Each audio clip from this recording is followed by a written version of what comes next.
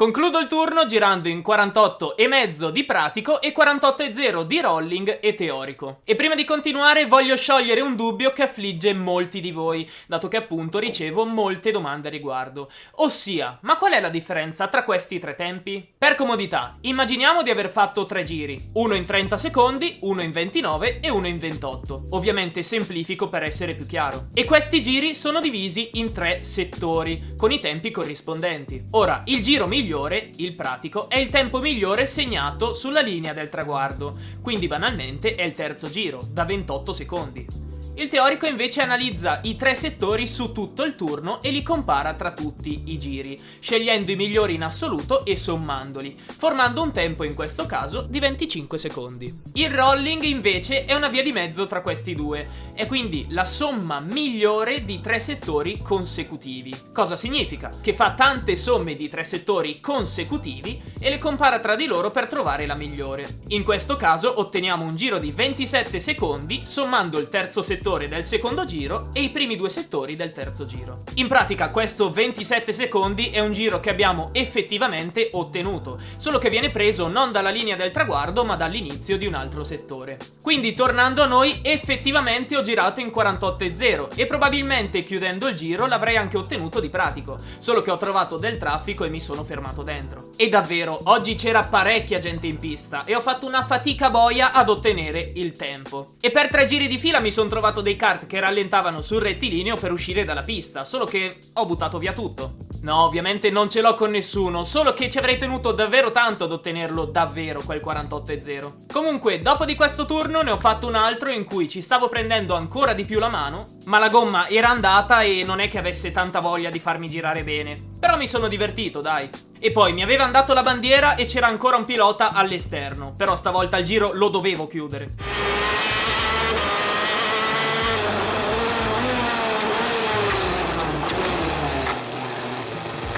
Ecco, vi sconsiglio di farlo se non volete limare il telaio in uscita. E quindi, a prescindere dal Micron, torno a casa felice da questa giornata, soprattutto perché il telaio mi sta convincendo davvero tanto. Anche se appunto dovrei provarlo a gomma nuova per capirlo meglio, ma con le condizioni di oggi non avrebbe avuto senso. E quindi anche per oggi è tutto, quindi spero che questo breve video vi sia piaciuto ed in tal caso, come sempre, vi invito ad iscrivervi e ad attivare la campanella delle notifiche per non perdervi i miei futuri video. E prima di salutarci vi anticipo già che la prossima settimana non arriverà un contenuto riguardante il karting, bensì riguarderà qualcosa di molto speciale. E per quelli più attenti che seguono le mie storie Instagram sanno già di cosa sto parlando. Quindi se non lo fai già ti invito anche a seguirmi sul mio profilo Instagram @dadokuj per restare sempre aggiornato. Quindi questo è tutto e noi ci rivediamo. Alla prossima!